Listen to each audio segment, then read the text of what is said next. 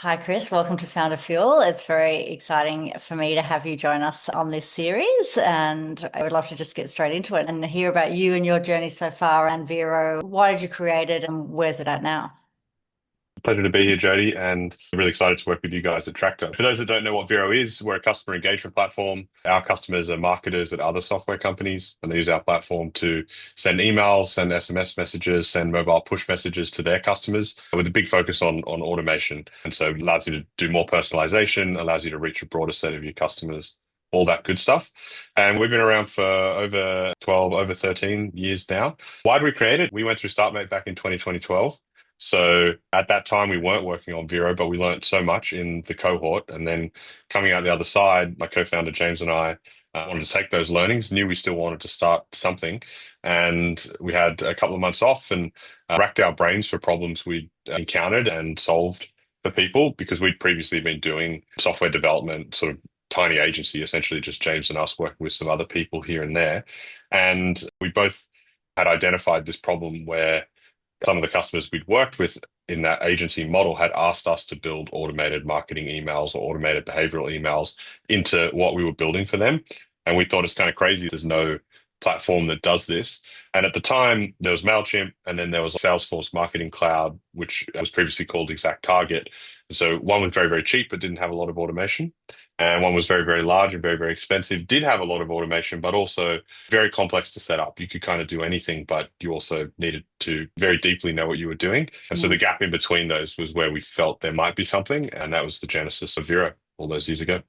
Wow, that's so good. And I think that that's often the case for especially small growing companies, right? That you're probably working with a Salesforce type solution. There's too many features. It's like you're not going to actually be able to use them all when you're smaller and just growing. So is that what's your ideal client look like? What size of company? We focus predominantly on the mid-market, but as we've grown, we're also pushing more into enterprise. So we have some great enterprise customers that we work with as well. But we sort of say anywhere from around 30 members on the team up to 1,000, 1,500 on the team is our sweet spot in terms of the size of the org.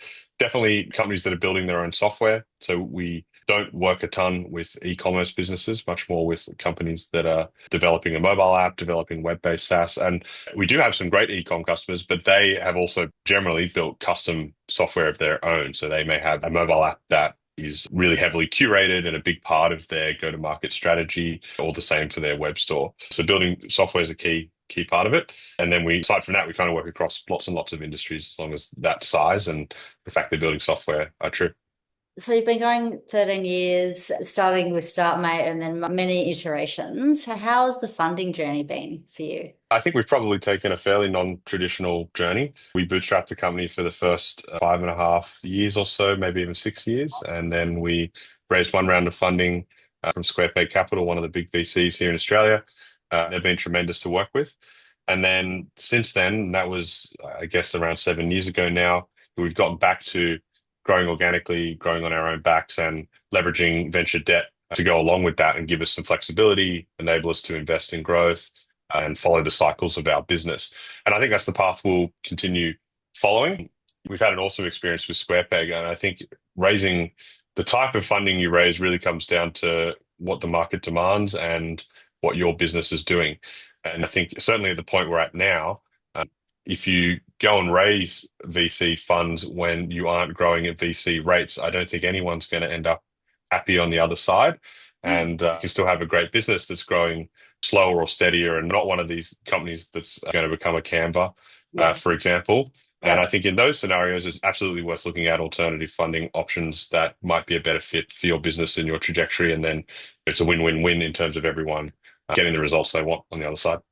Exactly. And I'm curious, is that a conversation you had with SquarePeg at the time? Because typically, once you take VC funding, you're sort of on that path and you will typically take more as you go along. But changing pace, I guess, and changing direction, is that a conversation that obviously, they're great partners that you had with them at the time? We still have a great relationship with them, so I think we've both been really open with each other throughout. I don't remember there being a distinct meeting where we were like, oh, we're not going to raise a second round or whatever. But it was just ongoing discussions at our board meetings around what was right for the business. And that holds true today. So they're super supportive of the path we're on. So I think it's just been a case of everyone being honest throughout. And that's why they've been great to work with. And I think it's why one of the reasons we've been able to go down this path. I also think that, as I said, like just being frank with each other about where the business is at and what it needs and not trying to shoehorn something that doesn't fit. Exactly. And so definitely honesty, but it's also smart, right? And I think a lot of founders I talk to have concerns that if they took on debt, then that would potentially impact their opportunity to go and raise equity again, that VCs or other investors see it as a bad thing. It doesn't sound like that's what you've experienced. We obviously haven't raised again, but I have no suggestion that that would be the case. I think if, for example, like now, right, there's this big shift with AI. Imagine that we, as Vero, make great use of this opportunity and start to grow much, much faster again. And the market and our customers and the business called for going to raise a big round of funding. In my experience, good investors are really sophisticated and smart. They've done a lot of deals. They understand financial engineering and the mechanics. And so I think good investors could see like, oh, okay, the needs have changed. And I see no reason Yes. why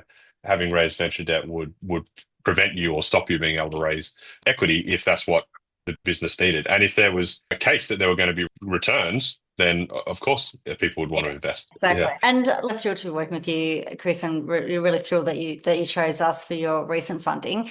But it's very specific. I'd love for you to tell us about how you made the decision and what the activities were that you realized debt was a better option. So for us, we had identified that we didn't feel like raising more equity was the right fit for where we're at. But we also have different cash flows at different times of the year, with many of our customers paying up front. And so it's good to have some working capital. And then inevitably, we are trying to drive growth, even if it's not that top 0.1% I totally. growth. Growth requires having capital. And so we wanted to find a funding option that enabled us to invest in growth, gave us some flexibility around the working capital, and venture debt seemed like a really good fit. There are different models for venture debt, and one of the things that's been great working through with you guys at Tractor is discussing the different options in terms of how we might fund the business, what the different outcomes were in terms of how we pay you guys back and how that affects our cash flow.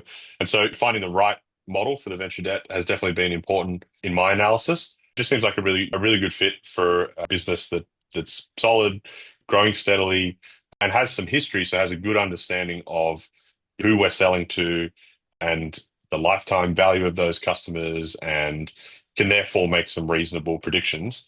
Likewise, I think having some history and really understanding your cost base, particularly for your big line items like AWS, is really important for not messing things up with debt.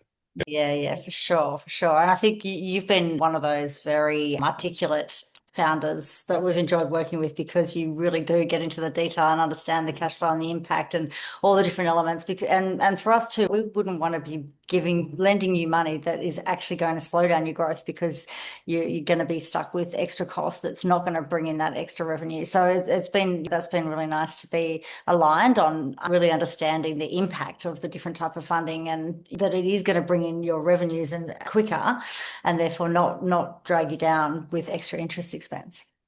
Yeah, you guys have been awesome, and I think with any financing, doing good modeling, good projections is key, Yeah. and it's been really good to go back and forth. And for my part, anyway, that's probably my accounting background coming Yeah. out. So, yeah, Certainly, it's been kind of fun. Yeah, that makes a lot of sense now. Yeah. yeah. I'd love to hear, as as the leader of your business and leading the way in this industry and using this technology to make things better, what are some of your go-to management or leadership tips that you can share with our audience?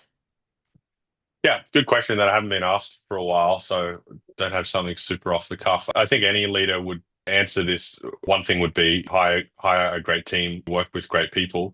And I Yeah. think we've been super fortunate. A lot of our team has been working together for 5+, 7+ years. We've got a bunch of team members that are 9+ years now. Wow.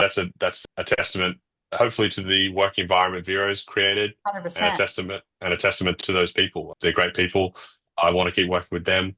Hopefully they want to keep working with me. Finding great colleagues has been a huge part of it for us. Yeah. And I'm super grateful to the team and everything we've been able to achieve together. Yeah. Beyond that, what else would I say? Sorry. Yeah. Just on that, if you don't Yeah. mind, I'm curious. That is very impressive. What do you think keeps them happy and there and wanting to continue to stay? Yeah, I think we have a real sense of shared mission. I think everyone can still feels like there's more we can achieve that we haven't achieved together. and that is motivating. It's like, oh, there's still more we want to see. There's still more we believe we can do. So that would be one aspect of it, is like a shared vision that Yeah. things can get better and we can achieve more. Yeah. I think people are super respectful to each other, and that's certainly something I appreciate about the team. We're happy to challenge each other, but everyone's just really, really respectful and listens, as well as sharing their opinion. And it feels like we hear each other, and hopefully that helps make us better. So perhaps that's Yeah. part of it as well. Yeah, And sounds then people are just nice. They're not nice people. Yeah. nice people attract Yeah. nice people, as it turns out. Yeah. Yeah. But it's a hard question. I also think to some degree there's probably a bit of luck involved too, maybe. So yeah. When you say respect, is that a set value that you do you have set established values that you all sort of adhere to, or is it that's just in the nature of the culture? I think it's in the nature of the culture in the sense that we didn't have values early on, and any values we've written down are more reflective of the culture that's being created. Yeah. Of course, with some tweaks here and there, because you're always trying to drive things in a certain direction. But no, I think it's come about, and definitely it's really true that the early team you build has a huge impact on how the culture grows Yes. thereafter. So yeah. Yeah, that's right. It's so important. Definitely working with great people, hiring a great team. Being an optimist is good. Or like, I think it was in Peter Thiel's book Zero to One or something, but there's like this idea of definite optimism versus indefinite optimism.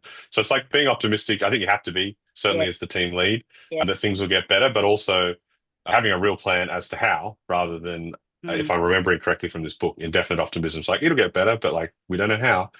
That doesn't necessarily move the needle or is not necessarily as inspiring. I think being able to, having done this for a long time, being able to continually fight the challenges and plan for how things will get better is I think an important part of being a good leader as well. So Yeah, that's such a good one. It's an obvious one, but such an important one to point out. I think that optimism is. We had a stressful month at the end of last year, and everyone was getting all stressed. And I'm like, okay, everyone has to stop this now. We have to be yeah, positive. We have to bring positive energy because otherwise, this is not gonna translate well energetically. I mean, well, you're right. It's in the hard times that it matters the most. Yeah, Yeah, that's right. yeah, And there's just finding there's always some positive you can extract even out of like hard times, whether it's a learning or whatever it is. Just keeping that positivity. I think I totally resonate with that. That's all. 100%. Yeah. Yeah, nice. Thanks, Chris. Appreciate it.